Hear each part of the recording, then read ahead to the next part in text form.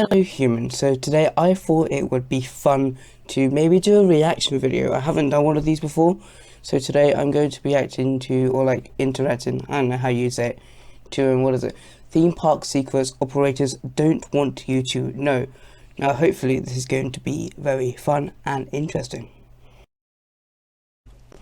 So let's start this off. What truly happens when you get stuck on a roller coaster, or which rides are secretly the most deadly? Smiler. Pull down those lap bars because today we're taking you on a ride through some of the craziest theme park secrets out there. From how theme parks secretly control your decisions, to why if you ever see someone pull out a big bag of white powder at a theme park, you should run. Funny story. So I was at Thorpe Park last year, I think it was, it was either the opening day or International Roller Coaster Day on the 16th of August. And we were going through like security when they were checking bags, and they pulled out like this jar, like probably like this big, like filled with white powder. Don't know how they managed to get in, but they did. Security didn't take it or anything, or like keep them out. They're just like, alright, and just let them in. It could be something else though. It could be like creatine powder. Is that what it's called? Like protein. Is that what it's called? I don't know. Anyway, funny story. Oh. But not for the reason you think. Okay. We've got it all. Let's get into it. Okay, this first secret's gonna sound insane, but it's been confirmed by multiple theme park employees. Theme parks have secret code words. Like actual phrases used to talk about all the wild stuff happening around you without you knowing about it. Let's start with one of the darkest. Ever heard of a white powder alert? Sounds like something from a true crime. I'm gonna guess this very quickly. Am I allowed to say that word?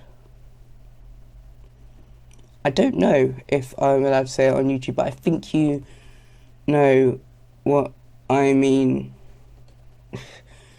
Crime doc, or like someone's hitting the old Colombian nose candy. Nose candy. It means someone just illegally scattered a loved one's ashes on park property. Ooh. And yep, it happens so often that there are official codes for it. I heard like people at Disney do this. I don't think I've ever seen anyone at like any other theme park I've ever been to. I don't think it's that common in Disneyland Paris. So I don't know if it actually ever happened to any theme park that I actually have ever been to. I don't know why you'd do that, honestly. I wouldn't want that to happen to me. You might also hear staff call for a HEPA cleanup. That's code for bringing in a high-efficiency particulate air vacuum specifically designed to suck up the tiniest ash particles. Creepy, right? That. This happens a lot at Disney parks. Probably because people want to leave a part of their loved one in the happiest place on Earth. The most common hotspots for this include the Princess Castles, It's a Small World, and creepiest of all, the Haunted Mansion ride. It's a Small World. And did you just say creepiest of all, Haunted Mansion? No, I think the creepiest would be It's a Small World. Have you ever been on that? It is absolutely terrifying. All these like little dolls going, it's a small world after all. See? So if you're planning to make Disney your forever resting place, just know you'll probably end up in the bottom of a vacuum bag. Another creepy signal to watch out for now. At some theme parks, especially on a hot day, if you see a costumed character rubbing one of their eyes on their suit, it's not to be cutesy. Apparently that's their secret signal for, I'm about to pass out, get me the heck out of here. Yeah, there's a code for literally melting inside a suit. Makes you wonder if the creators of Five Nights at Freddy's ever worked at Disney. Also at Disney, there's a subtle way employees get back at difficult customers. If a Disney staff member ever calls you a treasured guest. I know this one. It's basically telling you that you're like an a-hole. Like, oh, you're a bit of a treasured guest. Basically like how you'd call someone matey behind their back here in England. Like, oh, he's a bit matey, isn't he? Now you wouldn't say that, like, oh, hi matey. Anyway. It's not a compliment. Nope. It's their secret code for calling out rude visitors. Like I just said. Karen in mini ears. Now, one more code you'll probably wish I hadn't told you. Imagine walking through the park and suddenly hearing an employee reporting a protein spill into their walkie. That's not a Jim Bros lunch. It means someone vomited. Oh, Sometimes it's is that just Disney? Or did he actually just say that? But I think it is just Disney, because I've never actually heard that before, apart from these sorts of videos. Like, I've seen people throw up at theme parks plenty of times, and staff just calls it like vomit or puke or just throw up, because, you know, I'm British. Anyway, because I've never heard anyone call it a protein spill. Just something I've never heard before. referred to as a code V. It's definitely a pretty cool, cleaner actually. way of saying someone just yacked up their V. combo meal all over the log flume splash zone. And there's AFR, which stands for Accidental Fecal Release. And the less said about that,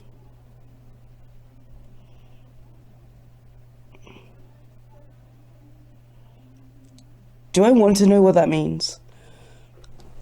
Ooh. the better. So, yeah, next time you're in a theme park, keep your ears open. You might just catch the real story hiding behind the magic. Now, you won't believe me, but the average theme park guest spends around 70% of their visit waiting in lines. But here's the wild part. 70? We don't question it. We'll wait over an hour for a ride that's around the same runtime as a TikTok. Very true. Like, I've queued up for 7 hours to ride Hyperia on its opening day.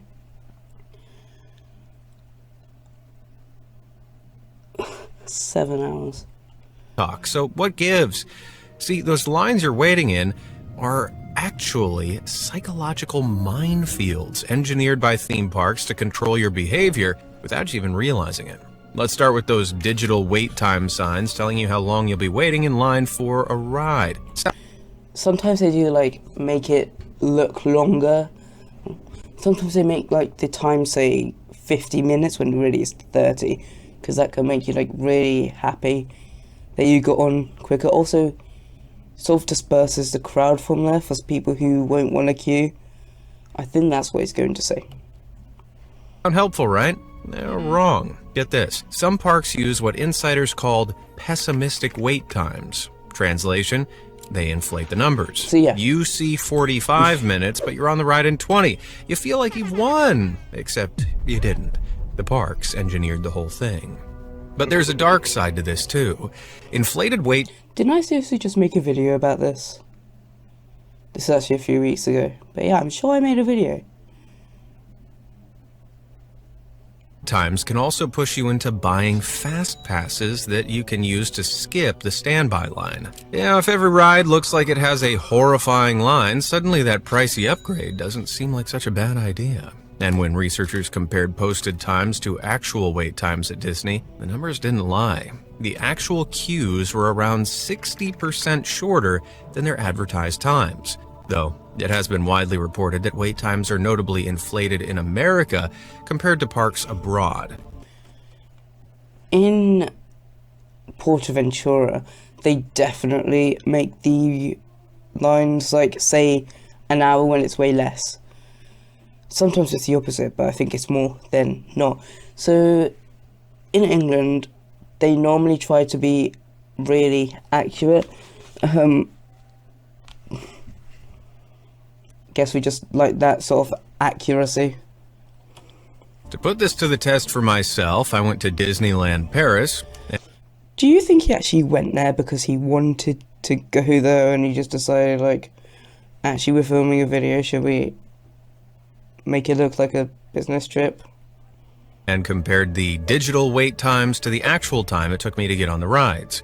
I rode 9 rides the whole 9? day, and on average, the queue lengths were actually 6%. To my trips to, like, Thorpe Park, I get ride access, but, like, I normally get on, like, 5, maybe 6. Once I went on, like, no rides at all and I just existed there. 9 rides. That's impressive. Longer than their advertised wait times. So it seems wait times for rides are generally pretty accurate outside of America. But why do American theme parks overestimate timing so much? Probably stupid. because culturally there's a lower expectation for Well, I just accuracy say and literally. transparency. Also, U.S. parks are generally bigger, Also, like, no offense to American people. Okay? and probably use queue times to manipulate and spread crowds between feel like I rides said more. that like 5 U.S. minutes ago. parks also rely more on selling fast passes, so it's not just about guest experience, it's about millions of dollars in upsells. Even the shape of the lines themselves Pokemon! are also designed Hey, to mess with showing your stuff head. on Ever UK. notice how you're zigzagging endlessly, never seeing the full queue? That's deliberate.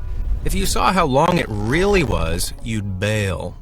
So they distract you with curves, corners, music, animatronics, sometimes even interactive elements. Something I've noticed is, well, I guess everyone notices, they sort of make the queue look really short, and then behind the attraction, like with, let's go with Mamba Strike down at Chessington, they have like the queue behind the attraction, so it looks like it's shorter, because you actually don't see that. Also with the Swarm, they have it sort of go around an area where you can't really see it. It's not just a line, it's a psychological pacifier. These days, virtual queues are on the rise. Guests join through an app or digital wristband that tracks queue times across the park. They select which attractions they want to ride and then virtually wait the length of the queue before boarding the ride through the FastPass entrance. I've never really done that. I don't think any of the Merlin parks I've ever been to use that. I know Europa does. I haven't been there. I've never used a virtual queue before. Apart from when it's like booking ride access. Sounds great in theory, but think about it. While you're roaming the park, waiting for your time to ride, you pass that food stand, that gift shop, out of line, you're more likely to spend in the... Actually, also, can you sort of like book a ride and then like go in a separate queue? Let's say you book like, let's just use Thorpe Park for an example. No, they don't have one, let's just say they do. Let's say like you booked Hyperion and it's on like an hour wait. Can you like go on Nemesis if it's on 30 minutes? Or do they, how do they enforce that?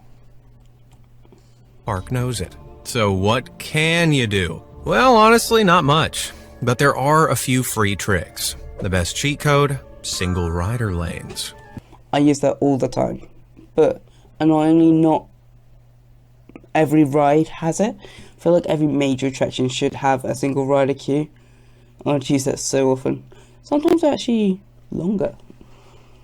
These are separate lines for solo guests used to fill empty seats on rides, and they can seriously cut your wait time. Sometimes. Not every ride has them, but keep an eye out for the signs. Just know the catch, you'd have to be willing to split from your group to ride. No exceptions. So grab your most independent friends and embrace the solo life. Now, if you're hardcore coaster head, That's you've me. probably argued about the best Nemesis. seat on board. Now, sure, you might...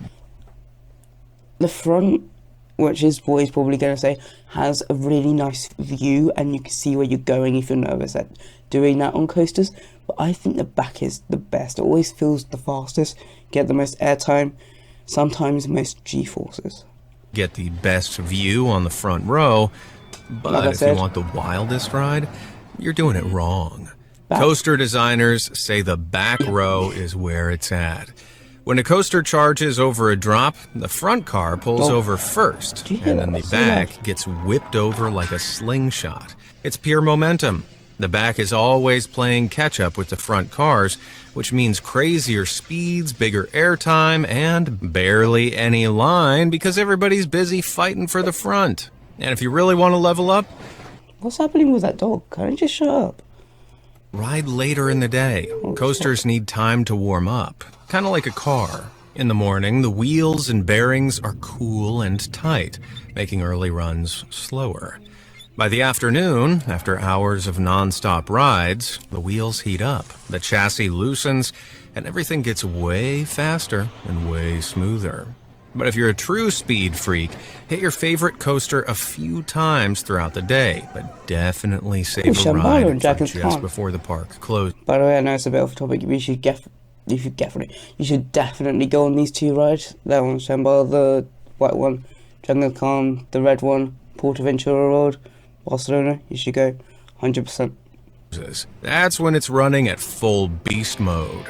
Front row might get the glory shots, but boarding in the back row on the last ride of the day, that's where the real action is. And here's a bonus theory that's been floating around. Some people think parks may have subtly sped up certain rides over the years, not for thrills, but for efficiency. Boosting speed by even 10 to 15% might be unnoticeable to most riders. But if you're thinking they've done this to give you a bigger thrill, no siree. Speeding up rides means more cycles per hour, shorter lines, but less ride time for you. Are parks tricking us into thinking we're getting more by giving us less? Okay. I would rather a shorter ride on Hyperia if it means faster. Or would slower make it better because it might be a longer ride? Let me know in the comments which one you prefer. Would you prefer a fast ride but short, or a slow ride but long? So here's another theme park hack that literally nobody talks about. But once you know it, you'll never see things the same way again. Picture this.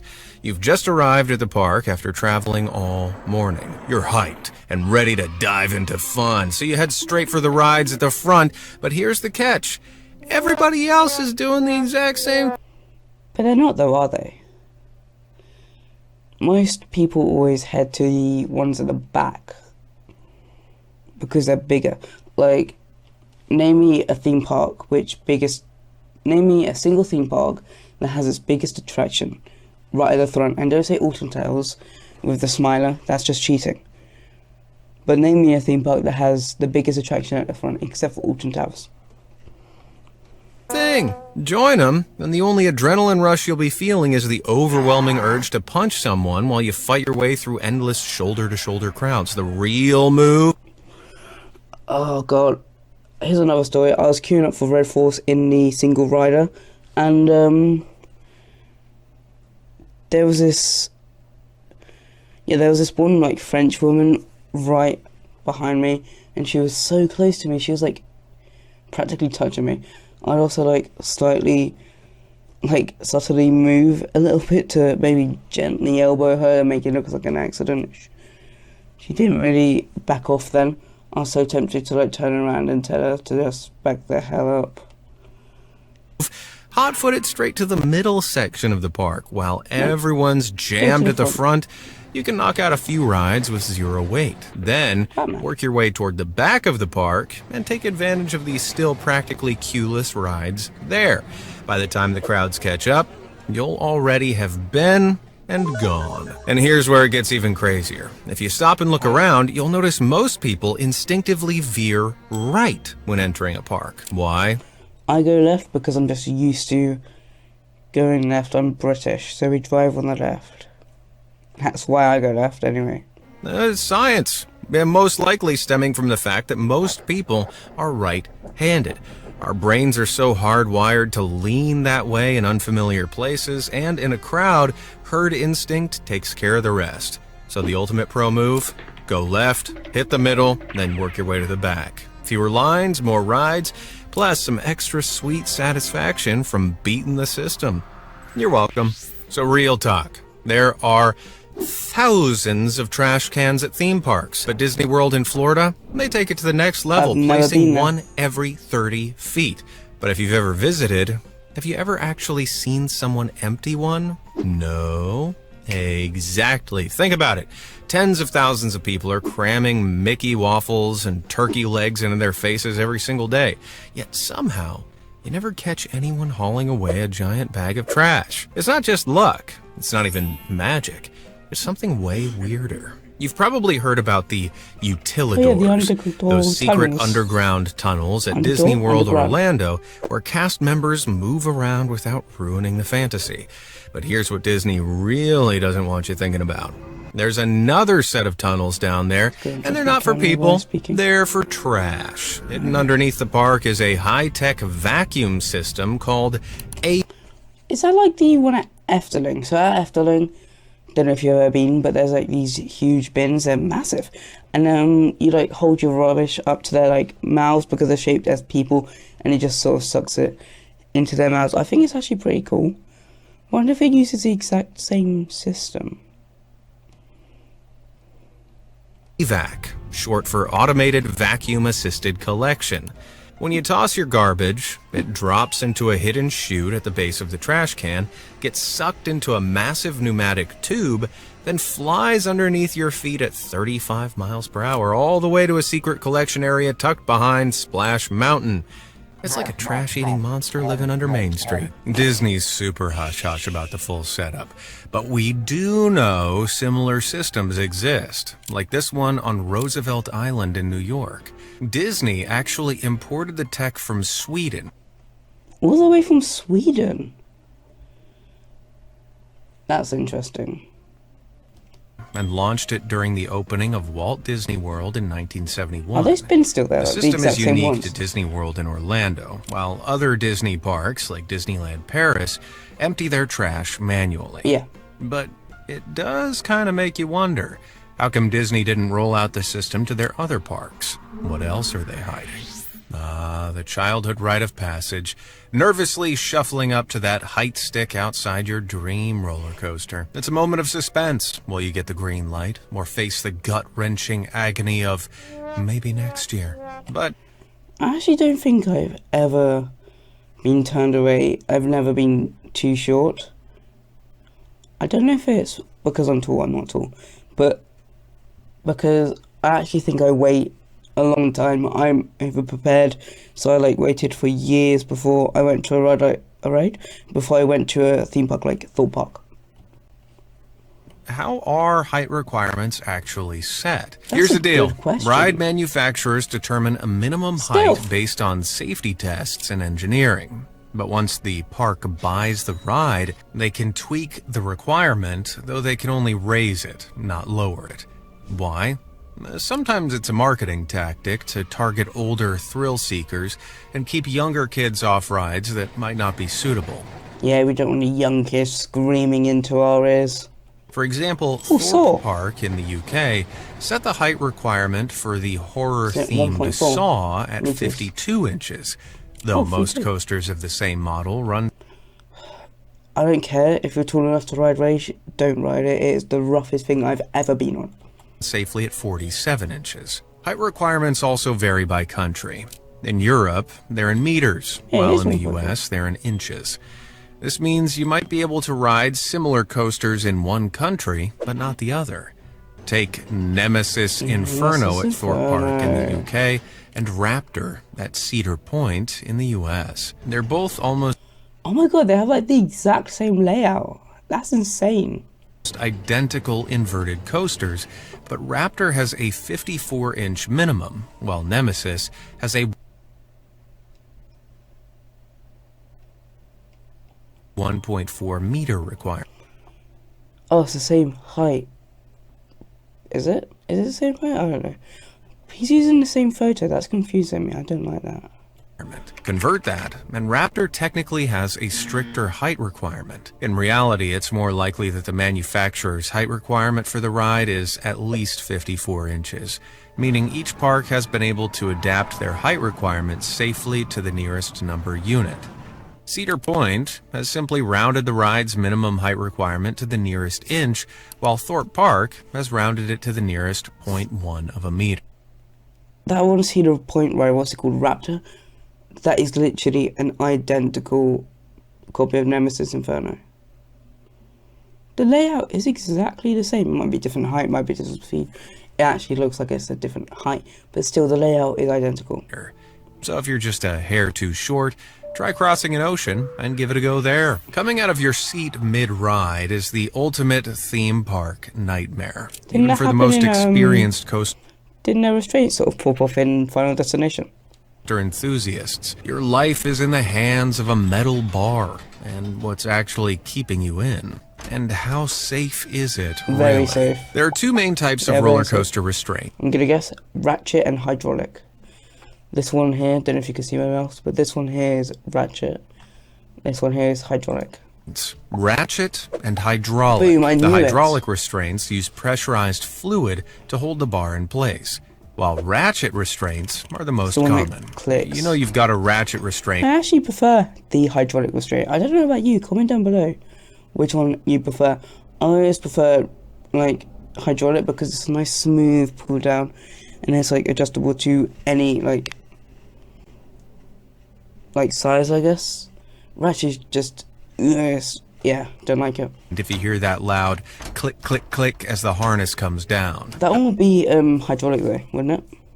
That's a metal pin dropping into a series of grooves before coming to a stop when it's in the correct position to secure the rider. Most ratchet systems even use multiple pins at once, so if one fails, which is super rare, the others are ready to take over. But that doesn't mean restraint failures never happen. In 2024, a guest at Castles and Coasters in Oh yeah, I think there's a video of it when his restraint comes up and he actually climbed out of the coaster before it went down the lift hill. He's going up the lift hill, his restraint came off and he had to climb out before it went down. Phoenix Here's a video. reported a terrifying malfunction on the Desert Storm roller coaster when his lap bar unlocked just before the first big drop.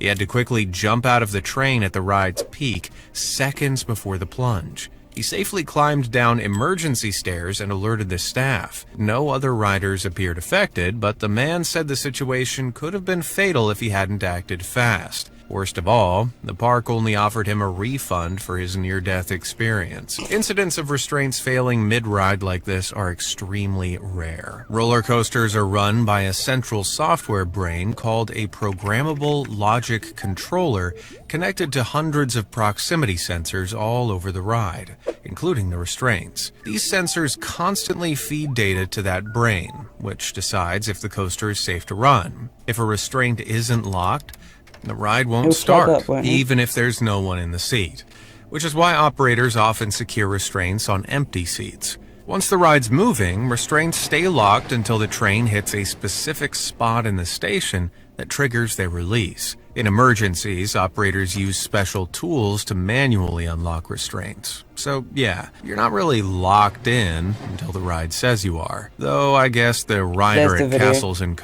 the Coasters one where he might beg to climbs differ. out. We all know theme parks are masters of crafting a fantasy world. Haunted mansions, magic castles, space stations, cursed tombs, you name it. But what you might not realize is just how deep the illusion really goes. Take Harry Potter and the Forbidden Journey at Universal's Islands of Adventure. You walk into Hogwarts, and it's amazing. Dumbledore's office, the Defense Against the Dark Arts classroom, talking portraits. It's like they really built all this inside the castle you see at the front. Well, spoiler alert, they didn't. The park map shows Hogwarts right next to Hogsmeade. But here's the thing. Hidden behind that castle is a giant Oh, just like most rides, like Symbolica at Efteling. This one at Universal. There's Haunted Mansion at Disney.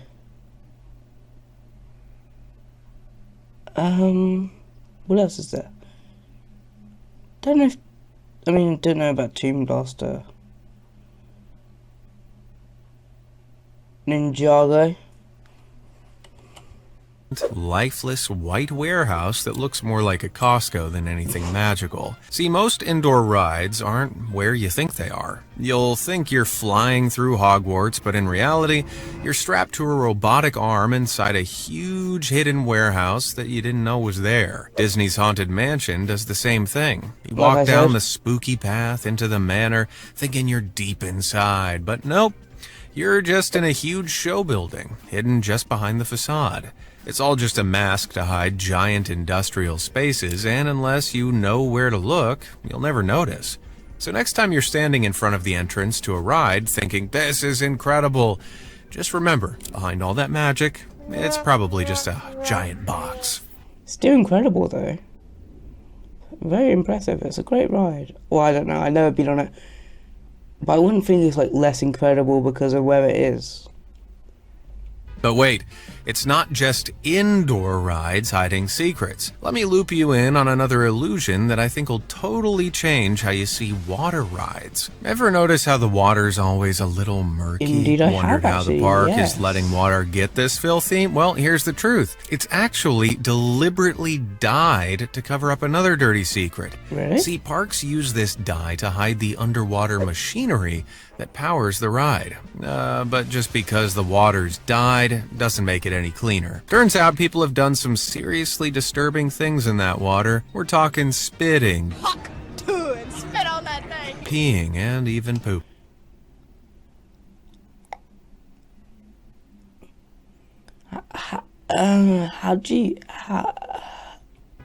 And don't How'd you forget do about that? those white powder alerts I mentioned earlier. Yeah, those happen on water rides too, and let me tell you, even a HEPA vacuum isn't going to do much there. So, next time you're tempted to dip your hand in that flume, spare a thought for what you might be touching or ingesting. If you've ever seen a stuck coaster, you'll think it'll never happen to you, but hold up, because one- ride break.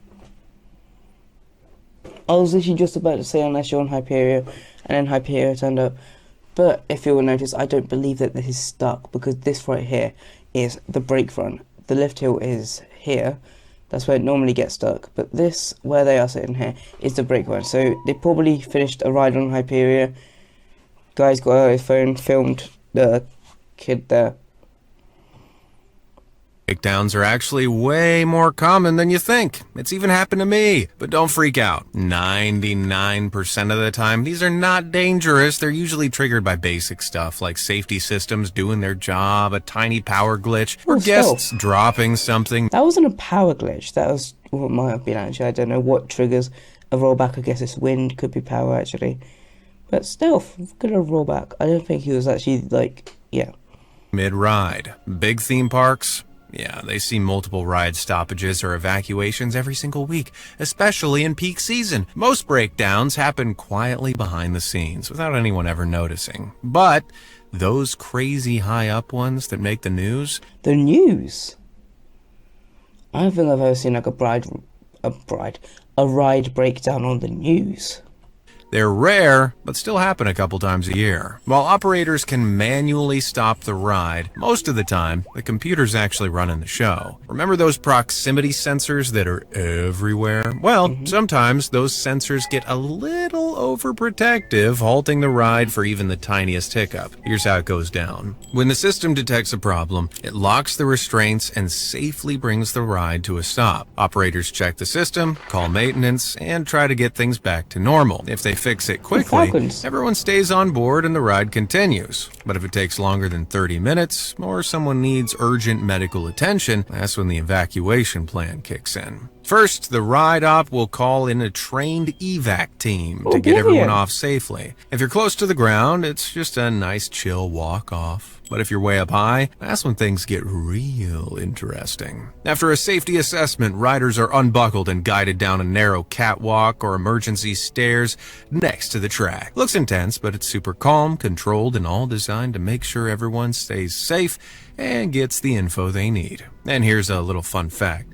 Parks keep track of every ride, stoppage, or evacuation that lasts longer than 10 minutes. Not just for legal stuff, but also to improve their I was stuck at the top of Nemesis for I think 5 to 7 minutes.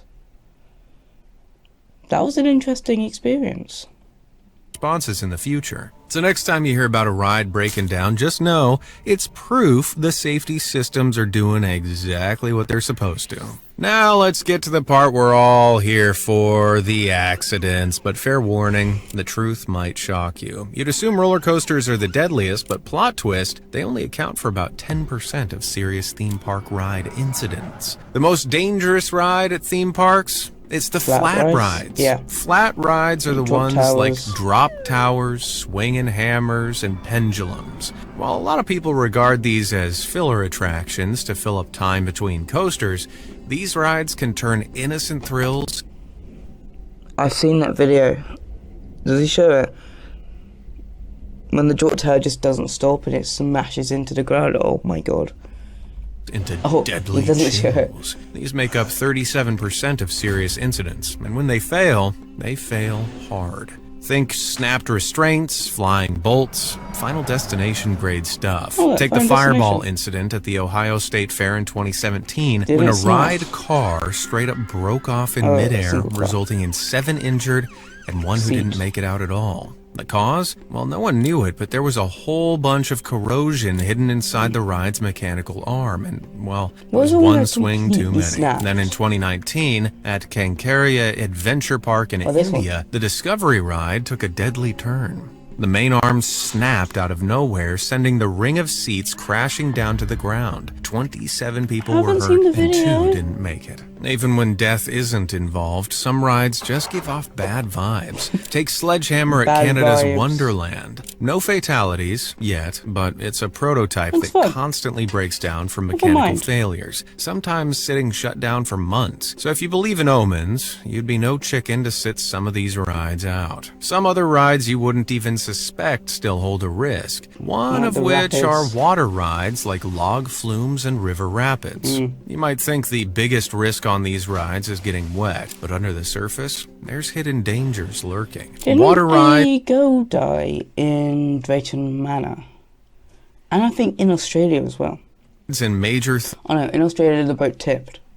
theme park incidents have some of the highest fatality rates of any ride type. Over a third of serious incidents end in death. And with rides like River Rapids, Yeah. one accident can endanger an entire boatload of people. Riders can be launched into the water or, worse, into moving machinery. Take the tragic case of the Thunder River Rapids Just at draining Dream one, World in Australia. Yeah. In 2016, a raft carrying 4 adults and 2 kids collided with another and flipped over. The kids managed to escape, but the adults became trapped underwater, with the rides still moving machinery. Alton By Towers. the time help arrived, it was too late. Only about 9% of accidents on fixed I site wonder if he's rides actually are due gonna to say about technical the Smiler. failures, making them surprisingly rare. And while those stories can make headlines, rides at major parks are still among the safest attractions out there. That's thanks to layered redundancy, engineering speak for backup systems on top of backup systems. Restraints have dual locks, braking systems are doubled up, and coaster supports are designed to share the load if one fails. That's what saved Fury 325 in Wasn't the one that 2023, completely broke? when a Yeah. huge crack split one of its main Not completely beams broke, but yeah. mid-operation.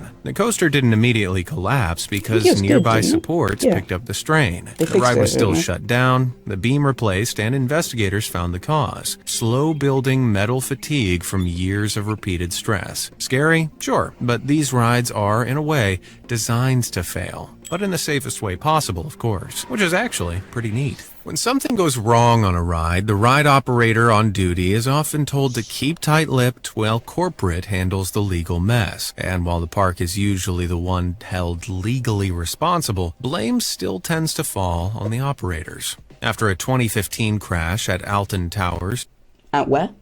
Say that again, please. tends to fall on the operators. After a 2015 crash at Alton Towers, At Alton Towers. Did he seriously say Alton Towers? Jesus Christ, man. One more time. tends to fall on the operators. After a 2015 crash at Alton Towers, He's so American. It's Alton Towers. Alton Towers. Jesus. left 6 people seriously injured. The park was prosecuted, but a young operator was fired anyway, despite never being criminally charged. And it's not just operators under pressure. Maintenance staff can face the same corporate silencing. One technician at Orlando's Icon Park claims he was fired for refusing to falsify safety logs on the Orlando Freefall ride. In a lawsuit, he said he'd flagged issues with the ride's seats and structure months before 14-year-old Tyree Sampson's fatal fall in 2022. He also alleged that ride operators had been overriding safety sensors to fit larger riders. After the incident, he was allegedly asked to fill in missing maintenance records. When he refused, he was fired. And this isn't the only time warnings from employees have seemingly been ignored by higher-ups. In one Disneyland California case, a guest waiting in line for the slow-moving sailing ship Columbia ride was killed after being struck by a loose metal cleat from the ride. According to the That is not good at all. Jesus Christ. I'd sue them so hard. Lawsuit, employees Oh, had there you go. flagged the loose cleat weeks before the accident. And worse still, the operator in charge on that day wasn't even trained to work on that ride. Usually theme parks take ride operator training Hours, incredibly not years, but seriously hours, and have structured training Isn't programs it like 6 hours for like 6 hours of training for a really simple ride operation? for each ride. Operators aren't thrown straight into controlling big roller coasters. They start small. 5 hours of training for slow-moving Tiny kids truckers. rides and 8 hours of Sea training Storm. for mid-level spinning rides. Only after proving themselves can they move on to big Vampire. coasters, which can Why is it all require Chessington ones? 24 to 100 hours of training depending on the complexity and size of the ride. In Shambhala reality, again, Shambhala and Dragon's Con.